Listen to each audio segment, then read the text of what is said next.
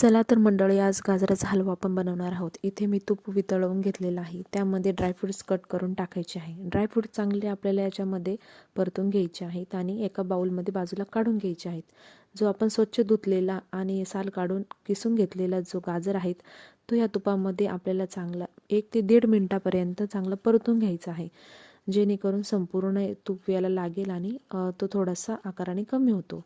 आता इथे 1 किलो गाजर होते, त्यासाठी ते मी अर्धा लिटर दूध वापरलेलं आहे। फुल क्रीम दूध आहे, तर साईसोबत आपण याच्यामध्ये टाकून घेतलेलं आहे। थोडा वेळ त्याला झाकण ठेवून आपण मोजून 2 ते 3 मिनिटं फक्त मिडियम गॅसवरती याला वाफ काढून घेतलेली आहे आणि परत एकदा याला मिक्स करून घेतलेलं आहे। तुम्ही बघू शकता आता याचं टेक्स्चर कसं बदललेलं आहे।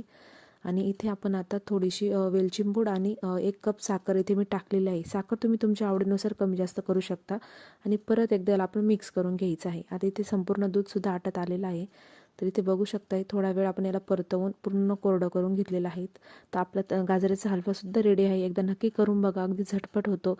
चॅनलवर नवीन असाल तर चॅनलला सबस्क्राईब करा। रेसिपी आवडली असेल तर एक लाईक नक्की करा।